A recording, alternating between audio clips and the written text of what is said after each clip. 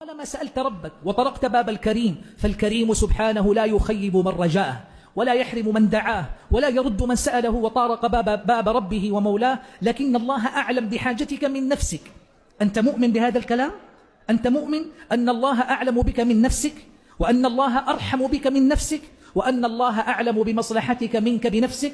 إن كنت تؤمن بالله فلا عليك، ارفع يديك واسأل الله، قلها في سجود بين الأذان والإقامة، في الدعوات، في الطواف، في السعي، ارفع دعواتك ولا عليك.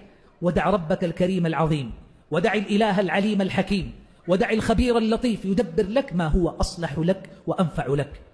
كما لو جئت تطرق بابا ظللت تحاول فتحه بشدة فأبى أن يفتح لك، حاولت بكل المفاتيح ما فتح، دفعته بكل قوتك ما انكسر، حاولت بكل الأدوات والأساليب ما فتح، حتى مللت وكللت وانصرفت عنه.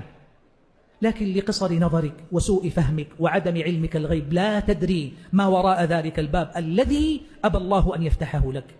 لكم كان خلفه من الشر والآفات والمصائب التي ربما أفسدت عليك دينك ودنياك.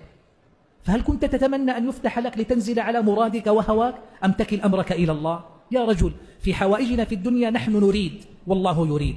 دع ربك الفعال لما يريد يختار لك ما يريد. قال بعض السلف: إن رفعت يدي وسألت الله وأجاب دعوتي فرحت، فإن لم يجب دعوتي كانت فرحتي أعظم. قيل: لما؟ قال: لأنه أعطاني ما يريد ولم يعطني ما أريد، وثقتي بما أراد الله خير من ثقتي بما أردت لنفسي. فهمتم؟ عندما تسأل الله شيئا ولا يجيبك فاعلم أنه صرف عنك شيئا، وأنه لعلمه سبحانه رأى من الخير لك ما لم تره أنت لنفسك.